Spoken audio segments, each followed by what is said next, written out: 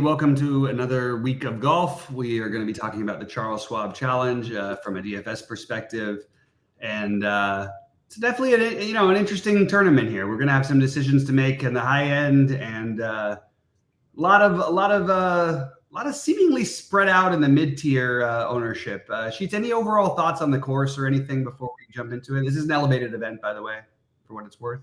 Just reminding everybody. But there's still a cut, though, right? Yeah, it's just an elevated event. Okay. A lot of them they haven't been, so that makes sense. Yeah, no, it's just would rather just kind of get right into it. But the thing that's interesting to me, is that I knew this was going to happen eventually. This is kind of like the Max Verstappen thing with F1. What happens is that you get a guy who people are just so, I won't say confident is going to win. They price these guys up to these points where it just becomes extremely difficult to play them in general. And so what happens with F1, it's different, right? But just this concept that everybody knows that Verstappen is just going to win, but he's almost, I don't want to say he's not thought of in DFS, but he's kind of like not even like a big deal, because it's just so hard to play him. But the thing about F1 is that there aren't that many options anyway. So everybody gets kind of like filtered into these same type of builds. And the other thing is with F1, he's so sure he's going to win because like the car itself is just like that much faster and he's that much better that it just, unless something happens, there's not a lot of variance involved. Where Scheffler, it's still golf, so it's not like just because he's better than everybody, it doesn't mean he's going to win. But just, we'll get right into it, I guess. But it's going to be no surprise to anybody that Scheffler is going to be the highest projected guy for like a while now, until things change, or maybe they won't ever change. He's always going to project to have the most fantasy points. And what DFS is kind of, it's not just like that. You have to be able to put lineups in. And like I currently, if you ask me who's most likely to win the tournament, and we'll get to it later, Scheffler's most likely to win the tournament, right? Who's most likely to get the most fantasy points? It's going to be Scheffler, okay? But when I run these builds, I'm getting like 10% of it, across like 150 lineups. So, and I'm kind of down with that. It's okay, if you play that way and you don't get to the guy who you think's going to win, who think's going to score the most fantasy points. I know this might sound like basic and whatever to people that have been playing a while, but it's just the reality. When you have a guy at 13,300, it just becomes hard to play with any degree of mathematical confidence. So right now, I guess we just get into this. Well, yeah, I know, but I hear you. But I did want to throw out, since they added the 5K range, and then not only did it make the 5K players they're totally playable. There's a number of them, but the 6K players are now a little better than what the 6K players used to be. They're what the 5K players used to be. So I actually think getting them in, if that is your thing, is pretty easy to do, even with the giant pricing gap between he and the others. And you see what happened. Like, what did he end up finishing 12th, and after like the worst, most crazy week you could ever possibly imagine in the history of golf. That's like him, like at his worst. And he didn't have his caddy on. Literally, if he has his caddy on Saturday, maybe he wins that tournament. Like it's really that big of it. It's really that crazy. Anyway, so what do you think? So what I guess what are we doing? What are we doing with the top? So my point though is that on this particular slate, I'm not, and one is a function of the other. Like I have much more of a lean towards these non-5Ks, like 6 and 7K guys. So as a result, like on this particular slate, I'm not getting too much Scheffler. I am though getting to a bunch of Morikawa. So that's my main lean from this range is I'm getting just a good amount of Morikawa, and then some Homa, really not getting much of Spieth at all. And I'm just not getting the Scheffler. I'm definitely the most likely to win and all that stuff. But right now, just the way I like these other ranges, I'm personally getting in my builds more Morikawa than anybody in this range. Yeah, I'm a little worried about this Morikawa thing, to be honest. He's played great at the last two majors and then sort of just did absolutely nothing on Sunday either time. And it's like all of his advanced numbers don't look that amazing. Like none of the stuff looks that amazing considering how well he's been doing. So certainly understand the Morikawa thing if you're not going to play Scheffler. I think I have it Scheffler, Homa, then Morikawa. I don't really understand. Like, are we just playing Jordan Spieth because he's expensive now? Like, why are people playing him? What have we seen? I'm not playing him. I'm not planning on playing him. Maybe I get a pivot lineup in there off of Homa or something. But like, I just don't see what the point is. Like, what are we doing? At least like Homa's come to play. He seems much more serious. Watching Spieth play is just it's aggravating. And of course, this is me jinxing Spieth, of course, into winning the tournament. But I like Homa, and Homa is probably my favorite of the top range. He's probably the one I'd have the most exposure to. I say that, but I fully well know that the style I play is going to lead me to stars and scrubs, and I am going to try to find the little nuggets in the 5 and 6K range or whatever. So I probably am going to end up with more Scheffler than I intended to. Yeah, again, and for me, and we'll get to this range later, but I decided to take like a different approach to this week as far as the way I've been playing. Because again, I haven't been succeeding with my previous processes, so I'm trying to tweak it a little bit. Mm-hmm. And what I've noticed is that I don't want to say too reliant on the sims, but I've been just too reliant on being like a little just too diversified. I think I didn't have like big stands really too much. So what I did this week was I took my top like 20 or so ranked guys and built like a bunch of lineups with them in it, and then ran, scripts and sims for like the other 100 or whatever. So what I'm ending up getting, this is just the way I'm approaching this week, is I'm having some pretty big stands on some guys in like the 7K to 8K range. We'll get to them. And instead of me just being like diversified all over the place, I'm just going to put myself in a position where if a couple of guys do well, I should be in good shape. So we'll see how that dynamic works. Yeah. So that's just kind of, listen, people just want to know what I'm doing. That's what I'm doing. So I'm personally right now getting 50% Morikawa, and almost zero. Well, I shouldn't say that. I'm getting 13% Scheffler. And listen, with all my yapping, I'm probably going to win the 100,000 with the Scheffler lineup at the end of the day. That's right. I hope so. And I'm getting 15% Homa, 13% Scheffler. I don't know if I'm getting a share of the aforementioned winner of the tournament being Spieth, right? So I have literally 2.6% of Jordan Spieth. So feel free, Jordan, go do your thing and win by 5. Yeah. Yeah, that's where I understand that. Down in the 9K range, I'm curious to hear what you've got because, like, I know Minwoo Lee will be low owned because it doesn't make sense for him to quite be this price. I'm kind of interested in that a little bit. I'm kind of interested in everything's a kind of to me. I guess that Hoagie and Harris English would be my 2 favorites. Yeah, so this is what I'm going to do. I'm going to tell you again who I would like from this range if I were playing people. Oh, and Adam Scott too. I'm going to tell you who I would like if I didn't like if I was playing people in this range, and then tell you the reality where I'm probably not playing anybody. So my 2 favorites in this range would be Siwoo Kim and Tony Finau, and playing either of them makes me want to throw up anyway. Just every time I play Tony Finau, it's just so tilting. Like when he plays well, he misses 5-foot putts. When he plays poorly, you know what I mean? Like, what that happens. So I'm just off of that. And Siwoo Kim, it's just 9,600 for him, just doesn't seem right. So those would be my 2 favorites in this range. But as I just kind of mentioned, the reality is I'm not really with anybody. I have 17% Sunjae Im just because that's just where I got when I ran the sim part of everything. Mm-hmm. And everybody else I have under 10%. And that's just the way it is for me. Yeah, that's interesting. I mean, I don't. It's weird because I'm not crazy about the 10K range, and I'm not crazy about the 9K. I do want to point out that Adam Scott, like, they did change this course a little bit, and something that I've heard a couple people talking about is just that Adam Scott projects to do really well here, and he has no ownership. I think I'm open to that one. Yeah, Scott, Hoagie, and English for me, but nobody I feel incredibly excited about. All right, 8K range. What do you got here, Sheets? Yeah, okay. So I will share, again, only because it's free, am I going to share with you, is the couple of the Rick takes, which I thought were interesting. The Billy Horschel, he liked the Billy Horschel a little bit. I didn't quite get to that. Bezadenhout actually showed up. This is just on some of the models, and I don't know if anybody's playing him. I'm not really getting to too much of that either, but I'm getting right now, just to throw it out, I'm playing right now 51% Sepp Straka.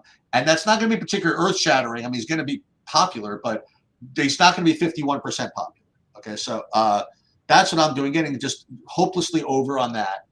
And then other 8K guys, I'm getting up almost 20% of Thomas Dietrich. And the other 8K guy I'm getting a decent amount of is Keegan Bradley. And I'll tell you, both those guys showed up in my stuff, and Rick liked them also. So that's good enough for me. So for me, 50% Straka right now, and then a good 20% of Dietrich, and like 15% Bradley, and then that's pretty much it. Yeah. So, okay. So this range, I definitely have some interest in, but nothing is like, I don't have like one guy. I've got a bunch of them. I agree with the Straka. I'm on board with that. I'm on board with Keegan Bradley. I am definitely going to play Tom Kim. And the one who I can't quite figure out why, maybe because he had a really bad week last week. I don't really. Oh, and I'm okay with the Horschel. The Keith Mitchell, though, is one that I think is really interesting here. And I am probably going to side with the playing of Keith Mitchell as a priority at this ownership. I don't know what's going on, but like, there's just no reason why he should be 5% owned and all these other guys should be double digits. I just don't get it. It actually seems like a course that is it. I mean, it should suit him fine. So I'm okay with the Keith Mitchell, because he missed one cut on the number is not going to sway me away from him. So I'm okay with that. And I just believe with the Tom Kim side of things, you just want to be ahead on these guys in general and get more exposure there. But those are the ones who I have in this range. Doesn't mean any. I mean, I literally think they're all very playable. I have a note on the Bezadenhout. I had a note on the the Horschel and everything. But for me, it's mostly going to be Mitchell because of ownership, honestly, and I have them rated similarly. Kim and Straka as my three favorites. All right, now we get down to 75 to 79. Yeah, this is where I've been very quiet with some of these other ranges. So here we go. So right now, I'm getting almost 50% of Aaron Rye. I'm getting almost 40% of Lucas Glover, almost 35% of Maverick McNeely, about 30% of Austin Eckroat, and then over 20 of America's hero Akshay Bhatia. So this is what happens when you don't play any 9Ks and you play a lot of Morikawa. Yeah. This is what you get. You get Straka at 83 and a bunch of this. So that's again, you don't have to play this way. If you want to play Scheffler, you end up, then and you like a couple of 6Ks and 5Ks, then your life is a little different. But when you're playing this way, this is what you're getting. So Rye, Glover, and listen, maybe this isn't the greatest course for Glover, but I don't care. So it's gonna be Rye, Glover, McNeely, Eckroat. I probably said the whole range, I guess, but that's where I am. I'm pretty well jammed of all these guys. Yeah, I like everything that you mentioned. The things that I really like, though, I really like Maverick McNeely. He was one of what was he, like 2% owned last week? He was one of the guys who really came through for me in a week where very few did, as did Taylor Moore. Taylor Moore, I don't know what's going on with this guy. I think that are people are taking notice that he's a really good golfer and he's having a really good season. He just hasn't had the big win or anything. But I mean, he finished 12th last week at the major. He's finished top 20 last two majors for what it's worth. And for some reason, I seem to be the only one who wants to play him over there. So Moore, McNeely, or is that the other range? McNeely, sorry, Moore. And who did I have in this one? Glover and Rye were my main ones from this range. So those, I agree with all the other names weighing in. If I had to pick another one, it might be Mark Hubbard. Now, I listen to a podcast that his brother does because it's on my favorite podcast network. And Mark Hubbard was really, he played great going into the weekend last week. He was, I think, tied for third going in with Scotty.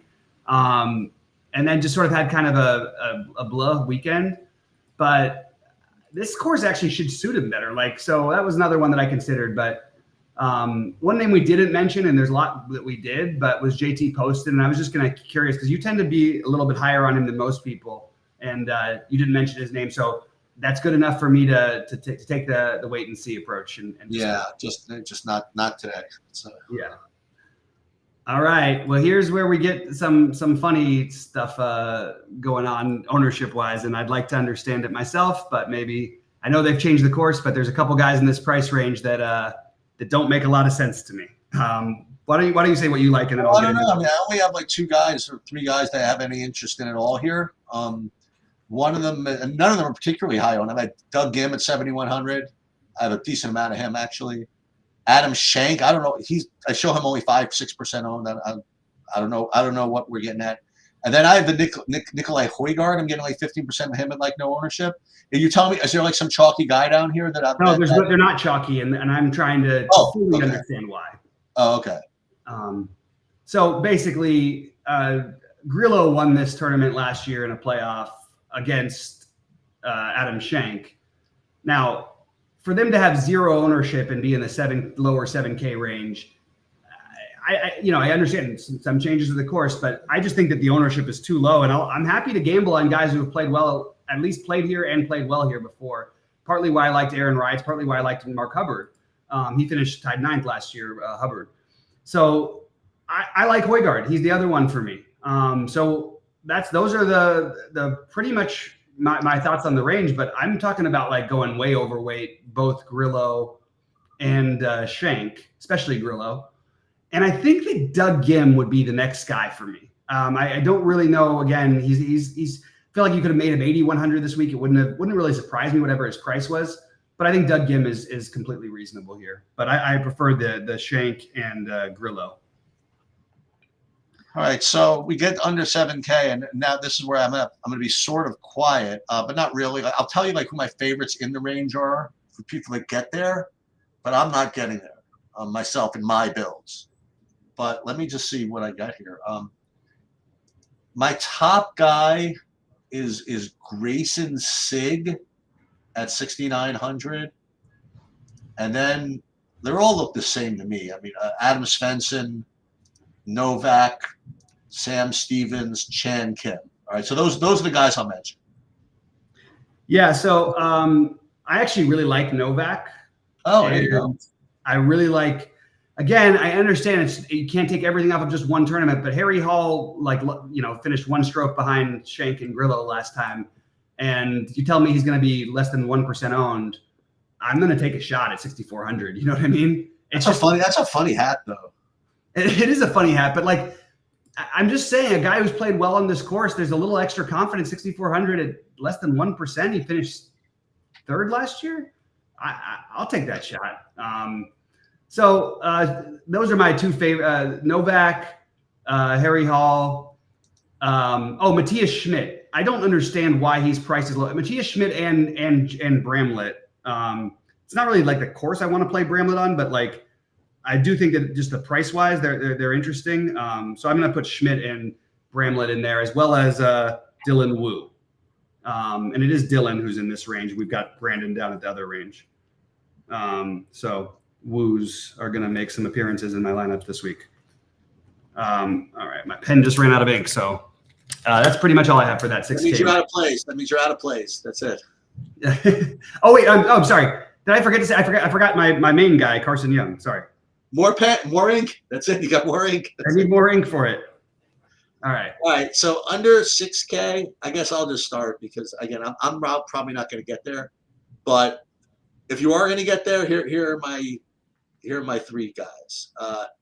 Troy Merritt, and then Sammy Valimaki, who we played before. Yep. And then Mac Meister. Those would be my 3 sub 6K guys. If you love the rest of your lineups and you just don't know which 6K guy to play, under 6K guy to play, and that's all you can afford, those would be my 3 choices.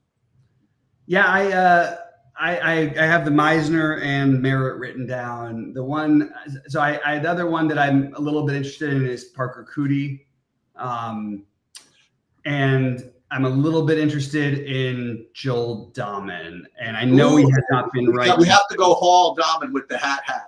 that had Hall Dahmen. How could that lose? Yeah, that definitely had to do that. Hall Dahmen, woo woo, and then Scheffler. Hall Dahmen, woo woo, hat. I love it.